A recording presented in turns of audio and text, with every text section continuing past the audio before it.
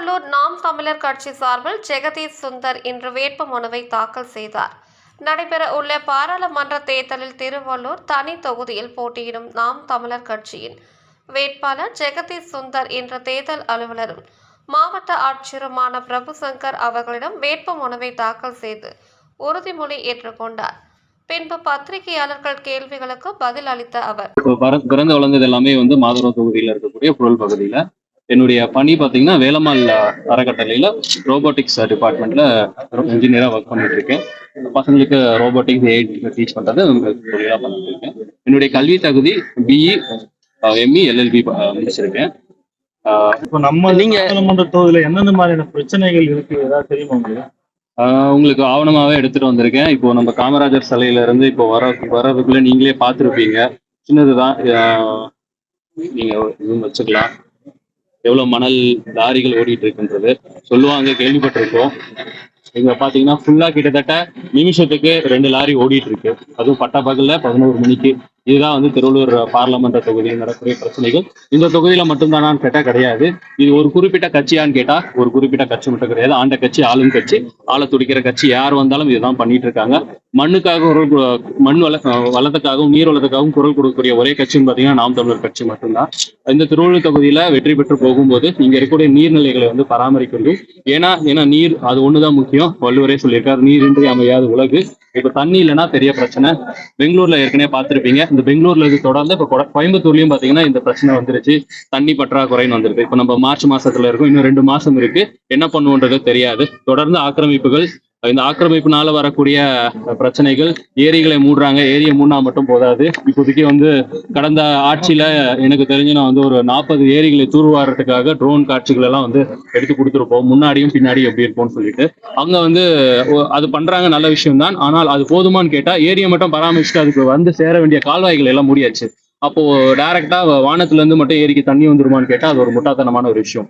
அங்க இருந்து நீர்பிடிப்பு பகுதிகள்ல இருந்து தண்ணி அந்த ஏரியில கலக்கணும். அந்த ஏரியில இருந்து ஊறி பக்கத்துல இருக்க விவசாய நிலங்களுக்கு போகணும். இது தொடர்ந்து நடக்குதானா? கிடையாது. வெறும் ஏரியை மட்டும் வச்சுட்டு இருக்கோம்.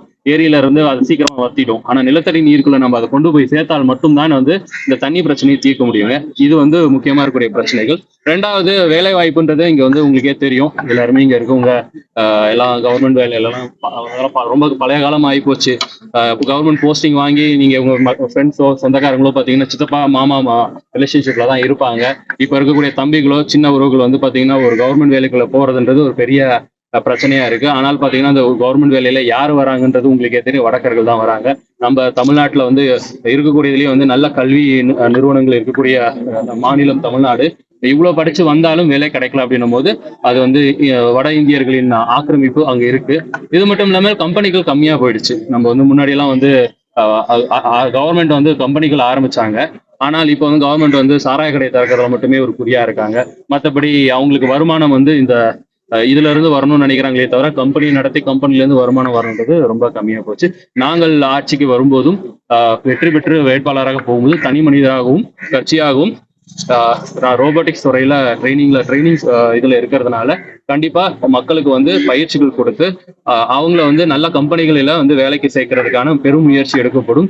ஏன்னா ஒரு வாட்டி 500 ரூபாய் கொடுத்தால் அன்னைக்கு ஒரு நாள் இல்ல 2 நாள் மட்டும்தான். ஆனால் ஒரு இளைஞருக்கு வேலை வாங்கி கொடுத்துட்டா அவன் லைஃப் டைம் செட்டில் ஆயிடுவான். அவங்க கட்சிக்காக கண்டிப்பா காலம் இருக்க வரைக்கும் அவங்க உழைப்பாங்கன்ற ஒரு நம்பிக்கை இருக்கு. எங்களுடைய முயற்சி பாத்தீங்கன்னா வேலை வாய்ப்பு ரொம்ப அதிகமா பாக்குறோம். 2வது இந்த வாழ்றதுக்கு ஒரு பூமி வேணும். அந்த பூமி இதை விட்டுட்டு நம்ம போயிட்டு ராக்கெட் விட்டோம் மண்ணுக்கு அங்க போனோம் அங்க இருக்குன்னு தேர்றதை தாண்டி இருக்கிறத பாதுகாக்க வேண்டிய முக்கியமான வழியை நாம் தமிழர் கட்சி பண்ணும்.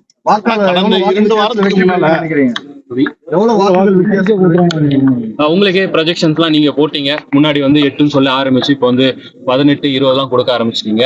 கண்டிப்பா முன்னாடி இருந்ததை விட 3 மடங்கு நீங்க தாராளமா எதிர்பார்க்கலாம்.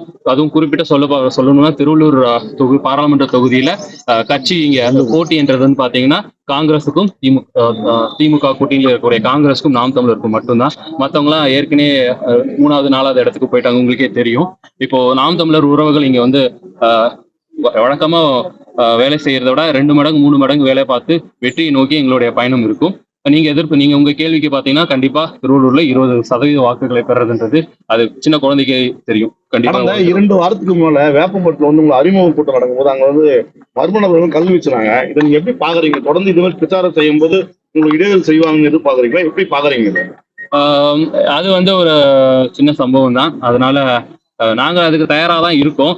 எங்களுக்கு வந்து ஆஹ் ராணுவத்திலிருந்து ஓய்வு பெற்ற ராணுவ ஓய்வு பெற்ற அதிகாரிகளை கொண்டு பாசறையே ஒண்ணு இருக்கு. இதெல்லாம் ஒரு பிரச்சனை கிடையாது. நாங்க சமாளிச்சுக்குவோம். அது வந்து ஒரு பெரிய விஷயமா பாக்குறேங்க.